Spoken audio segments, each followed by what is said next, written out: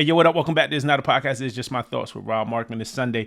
Every Sunday, I promise y'all a recap of the Diddy trial. So this week 6 had concluded on Friday. So I'm going to give y'all a little recap of week 6 of this Diddy trial. As y'all know, Diddy is facing charges, racketeering, conspiracy, sex trafficking, and transportation to engage in prostitution.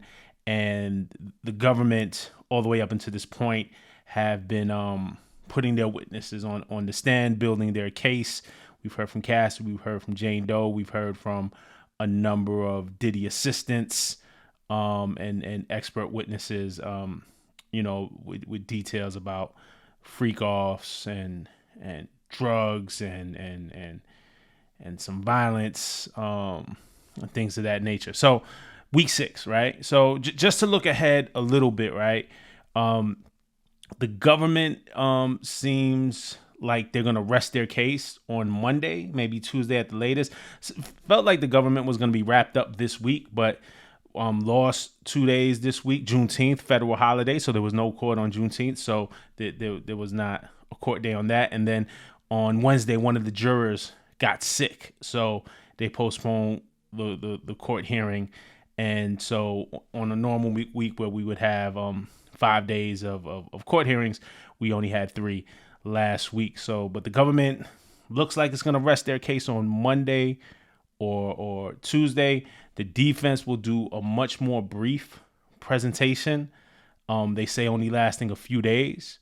Diddy will not testify. It's been said. Don't expect Diddy to testify. It doesn't look like Diddy is going to be taking the stand in his own trial. And then the jurors will deliberate and decide, guilty or not guilty on all of these charges. That could be as soon as late next week. The jury can be in deliberation as soon as late next week. We'll just run down what happened this week. I got you. So one, the judge denied, the defense said a motion for a NAPU instruction to the jury. That had to do with whether or not Bongolan, that was Cassie's friend, committed perjury. This was the woman who saying that Diddy hung her over the balcony, if you remember that. The judge denied the defense's motion, so nothing to do there. Judge released juror number 6. We talked about that last week. The judge felt that juror number 6 was shading their answers to be on the jury and raised questions about the juror's credibility. This was the juror who's from the Bronx, but I guess was living in Jersey. Where did they actually live? But the judge released juror number 6, said that they felt the juror was shading their answers to be on the jury.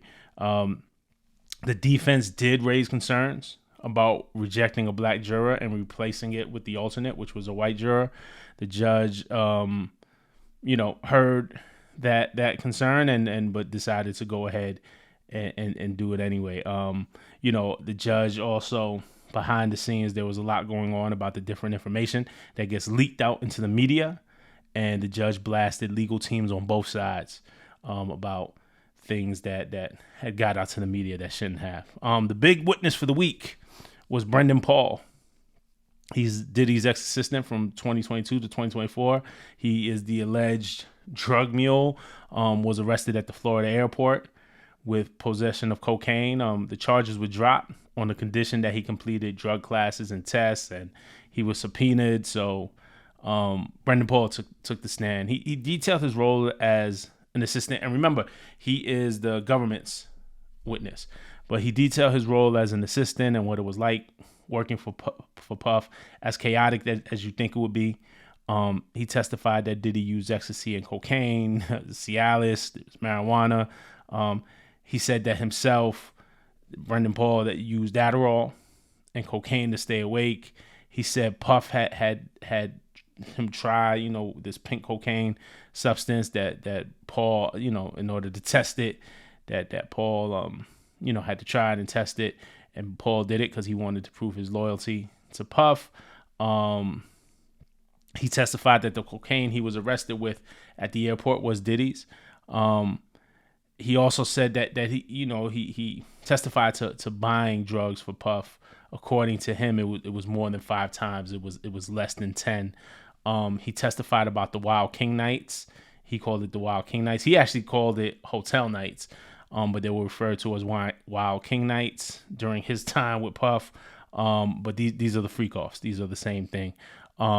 He says Puff moved those nights, those wild hotel nights, from hotels to private residences after the Cassie lawsuit.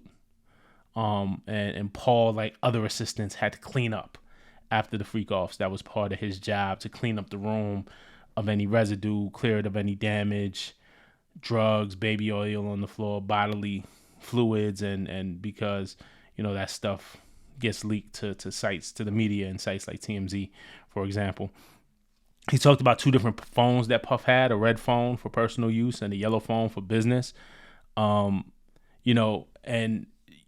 I guess a lot of this was to differentiate, well, what was personal acts, what was business acts,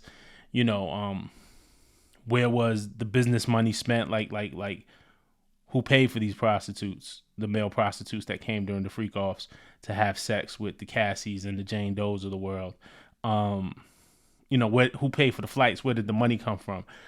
So I think that was one thing that the government was trying to shed light on this week. But so Paul did talk about Puff having two separate phones: a red phone for personal use, a yellow phone for business. During the cross, the defense asked him if the Wild King Nights were personal from his perspective, and Paul said yes, that these were personal acts. This wasn't about business. They asked him if he ever saw Jane Doe as a hesitant participant. He said he did not. He said he did not witness any hesitancy from her part to be a participant in these freak offs. Doesn't mean that she wasn't hesitant. We saw Jane Doe's testimony or heard about it, or I recapped you on it. But from Brendan Paul, he says that he did not. He never saw her as hesitant himself. They asked him, this is the defense now, like, hey, would you ever work for a criminal?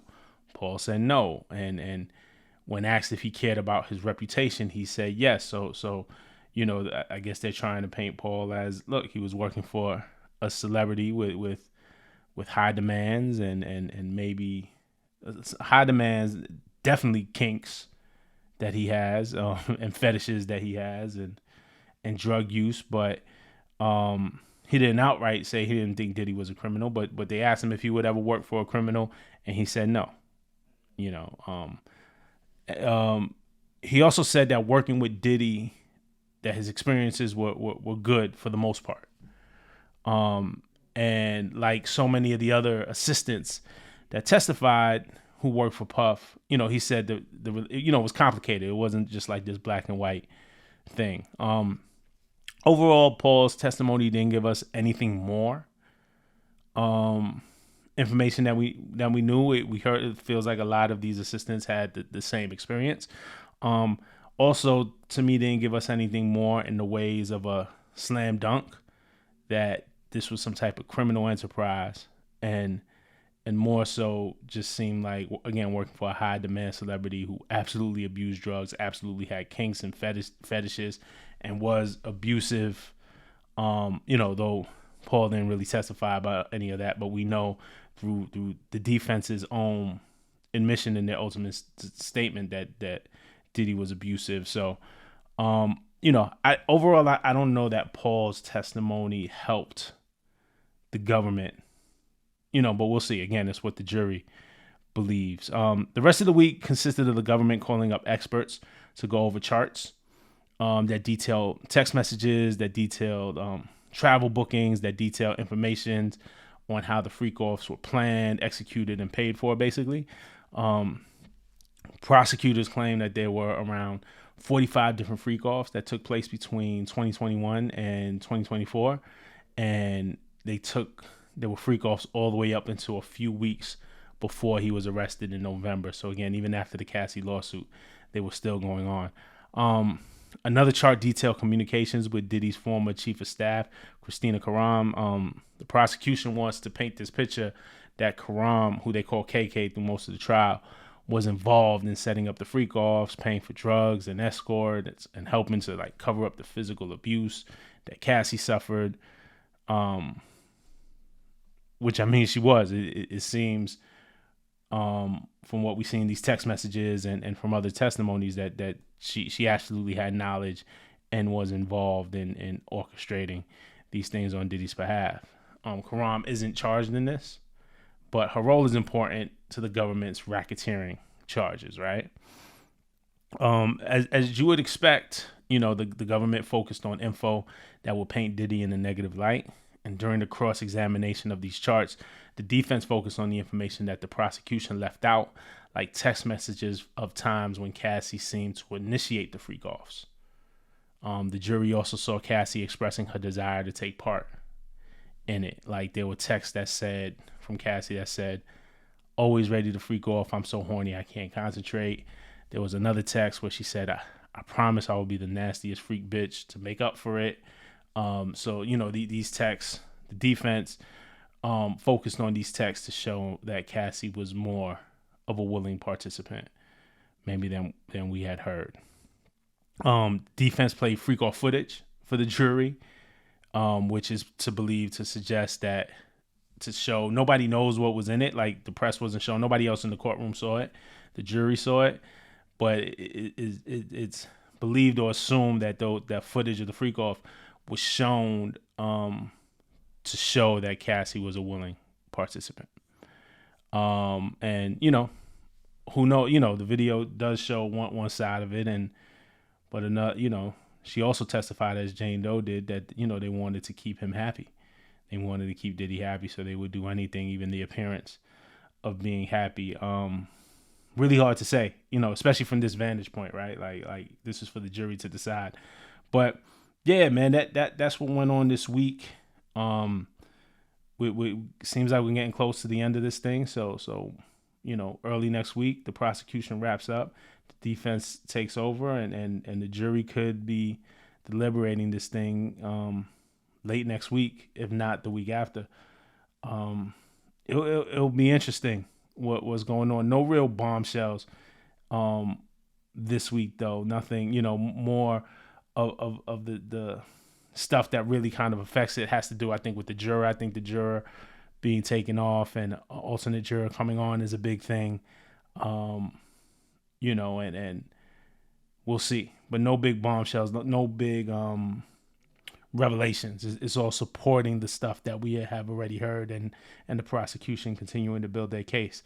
But and it seems like Diddy won't testify. But we'll see what happens next week. I'll be here the week after unless something big happens. And we'll talk about it. But until the next time, all right? Peace.